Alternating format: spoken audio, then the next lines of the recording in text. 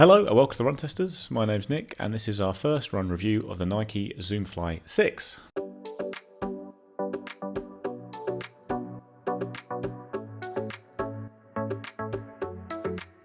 So the Zoomfly is Nike's plated training shoe. It is almost the original training partner shoe, with the original coming out in line with the Vaporfly when it first came out in Nike's range, and it's been quite a ride with the range so far, it's fair to say. The early versions, particularly the first and second Zoomflies, were really good shoes, really lived up to the role as fast training shoes that you could use for racing, that worked in partnership with the carbon plate racer. And then the line kind of went very heavy and big and became more of a daily training shoe with a plate. I just didn't really get on at all with the Zoomfly 5 in particular, and the 4 just became big, bulky shoes that I didn't think offered a lot. And in a very competitive market, in the super trainer market, the Zoomfly 6 looks a lot more in line with the top shoes in this area. Stuff like the Hoka Mach X2, New Balance SC Trainer V3, Saucony Endorphin Speed 4, Puma Deviate Nitro, Mizuno Neo Vista, all these great shoes that have been coming out with plates, really impressive foams that offer a really versatile ride. Hopefully the Zoomfly 6 is a shoe that can now do that, as opposed to the slightly bulky shoe it had become. So key changes to the shoe are basically made it lighter, bouncier, and hopefully faster. It's a pretty expensive shoe. It's £155 or $170, but that is not too bad for a super trainer, or kind of in line with other super trainers in this area. It weighs in at 266 grams or 9.4 ounces, which is a big drop in weight on the Zoomfly 5. Now, my Zoomfly 5, actually, the two shoes were very different weights, like 20 grams in difference, but even the lighter one of the two was over 300 grams and the heavy one was like 324, so big drop in weight here. But you have an increase in stack height. It's 42 millimeters at the heel, 34 at the forefoot for an 8 millimeter drop. When it comes to the design of the shoe, you've got a two-layer woven mesh upper, that kind of two-layer effect that Nike sometimes does, which creates quite a comfortable feeling. Can add weight sometimes, but this is a pretty lightweight shoe. You've got quite a lot of padding around the heel and tongue and internal heel counter as well. It's quite a comfort-focused upper, I would say, like more so than some of the super trainers, which does give the idea that Zoomfly 6 can be used as a daily trainer, for quite relaxed runs as well.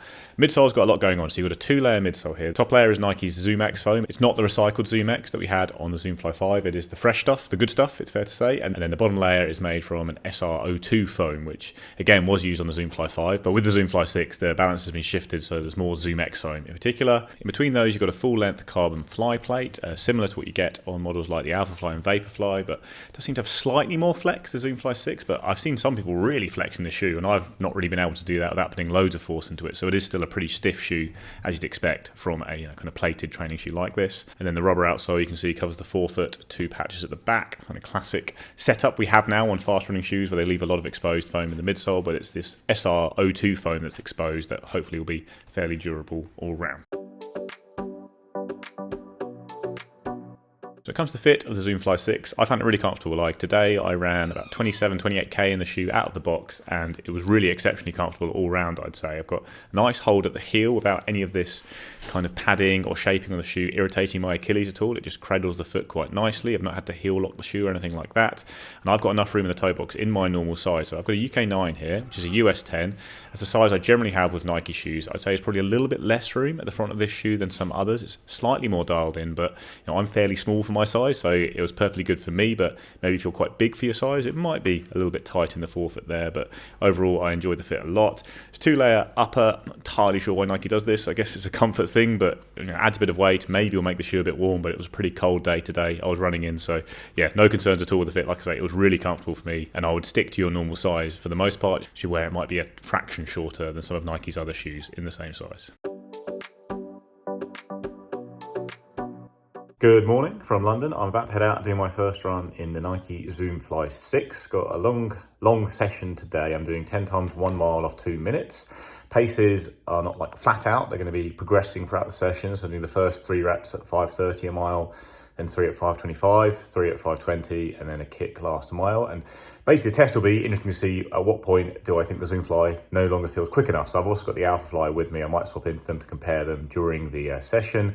Like kind of session that I probably wouldn't have even done 1 or 2 reps in the previous models of the Zoomfly, because it was just like a heavy shoe that I thought was more of a kind of long run shoe than anything. But the new shoe feels like a super trainer. Hopefully we'll have some speed there and go through some of those reps. The plan would be to wear it for the whole session, because I would be able to do that for this session with a shoe like the Hoka Mach X2 or the Saucony Endorphin Speed 4, which I guess are the competitors to something like the Zoomfly. So yeah, looking forward to getting out in it. I've got a jog to and from the track as well, so there'll be a fair few miles in the shoe at a good range of paces. There'll be some easy stuff in the warm-up, cool down, obviously those reps, and we'll see how it feels throughout the session.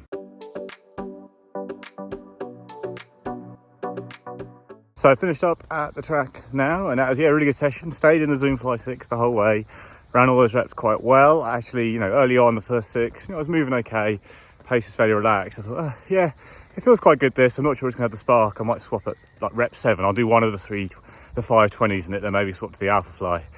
And then the 520s felt the best of all, really. Like, it felt really impressive. Like, it's not got a very noticeable ride like a super shoe. Like, if you put the Alpha Fly on, you're going to sink and bounce much more, but it's got quite a stable feeling for me at speed. And yeah, it's a little bit of punch there, but actually it's quite a natural ride for a shoe that's got a lot going on in there, obviously, but it's certainly got the speed. And turn the legs over at that kind of 520 pace, that's half marathon pace, felt good. Felt like I can control on those reps.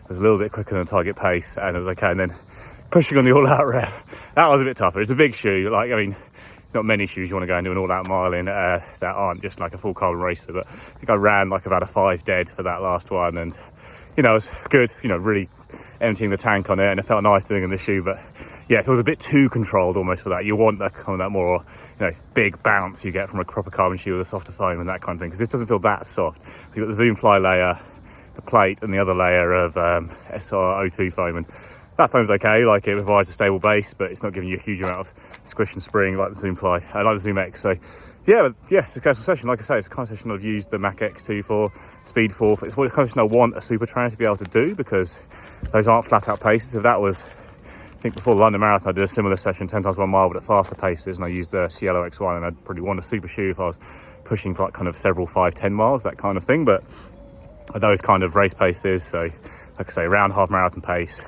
slightly slower than it for the first kind of 9 reps, or just under it for the last, for 7, 8, 9, and then faster at the end. So yeah, I want to see if trainer to be able to do that, and it did it very well. So yeah, big tick for the Zoomfly 6 in that first session. Also really comfortable. Like, I feel really comfortable, no discomfort at all.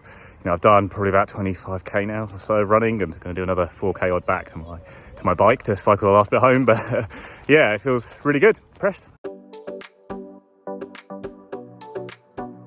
Early verdict to be that was a really enjoyable first run in the Nike Zoomfly 6. Like, it really ticked all the boxes I was hoping to see ticked after some really disappointing experiences with previous models of the shoe. I do think this is now, a super trainer that will fit well into this category. It's one I think that veers a bit more towards comfort, but does have a fair bit of speed. Like, on that run today, did a lot of different paces. So on the warm up and cool down, I was jogging like 4k at around 8-minute miling, 5-minute a k, and then obviously went right down to a 5-minute mile in the session with lots of reps at decent paces before that as well. So it does seem to have the versatility, and it was really very comfortable for me throughout. Like, really felt very well protected. I've enjoyed running, the cool down afterwards. Sometimes you're a bit beat up after the track session. You're just kind of a bit annoyed that you've left your bike a certain distance away to make you cool down, which is what I do. But actually really enjoyed just doing a bit more running in the shoe, because it is a very comfortable shoe all round. And I think on the super trainer market, I think it veers a bit more towards stuff like the New Balance SC Trainer V3, which are bigger, slightly heavier, more comfortable shoes that can hoover up a lot of mileage, but still have pace in them. And that was definitely the case with the Zoomfly 6 today. It'll be interesting to see how it feels if I try and sustain a fast pace in the shoe. Like, tomorrow I've got